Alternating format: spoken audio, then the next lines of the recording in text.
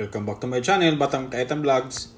Ngayong araw na to ay magluluto tayo ng ibang recipe. So bago ka man sa channel kong ito, don't forget to like, subscribe, and click the button bell para naman ma-notify ka sa sunod kong mga video.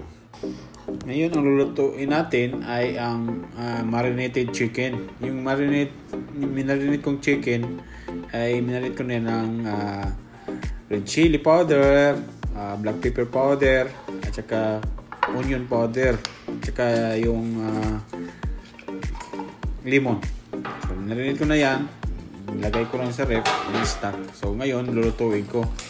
So yung pagluluto na naman ay may pagkakaiba dahil tinatawag ko tong luto na to na lutong tamad. Yung hindi na kailangan magsayang ka pa ng kanin o hindi ka na kailangan prepare pa na maraming time para lang pagluluto. Kahit yung ingredients ay direkta na, wala nang hiwa-hiwa. So yung tinatawag kong lutong tamad. O di kaya ito'y sa pamamaraan ng pagluluto kung ikaw ay busy. So diretso-diretso, wala nang marami pang mga estero dyan. So diretso-diretso lang yan. Sige, sundan nyo ako mga kabayan. So bago natin nilagay yung marinated chicken, nilagyan muna natin ng cooking oil para ay hindi siya masyado dumikit dun sa plate o sa lutuan.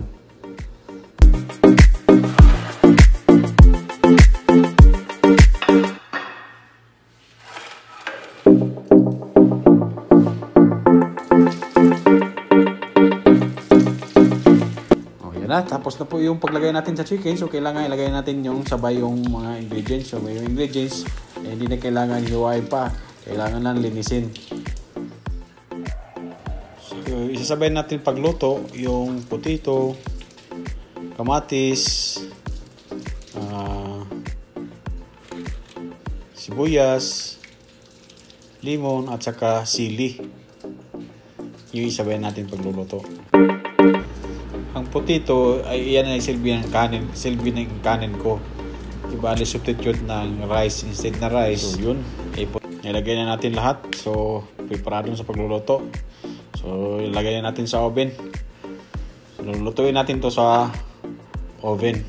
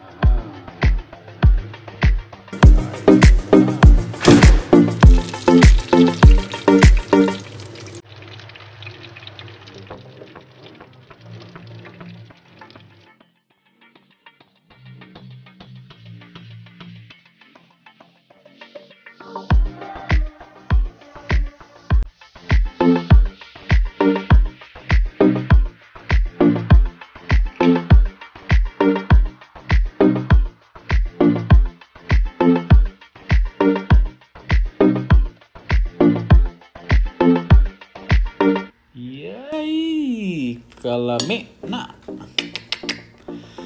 So kung bagong ka lang sa channel ko, don't forget to like, subscribe, and click the button bell para naman ma-notify kayo sa sunod kong mga video.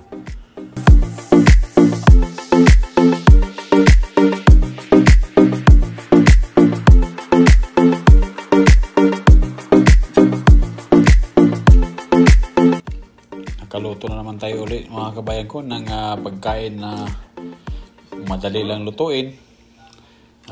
Kunti pa ang gastos at masarap pa.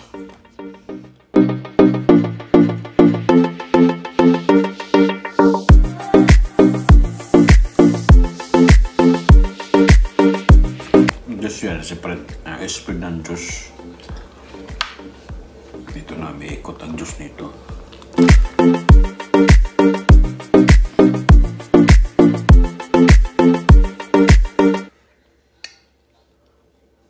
Shout out po sa mga viewers, mga subscribers ko. Alam ko kung sino po kayo. Alam nyo kung sino po kayo.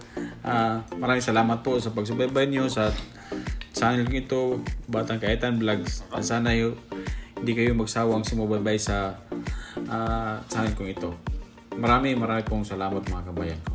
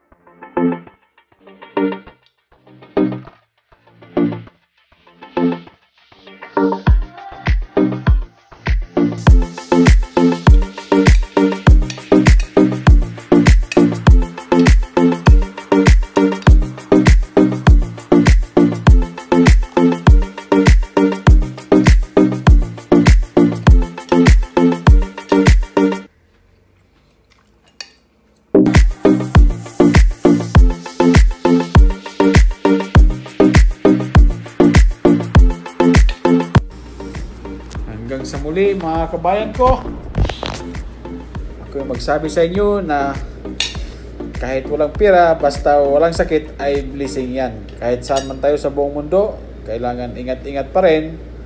Don't forget to like and subscribe and click the button bell para naman ma-notify kayo sa susunod kong mga video. Thanks for watching. See you in my next vlog and God bless. Bye-bye.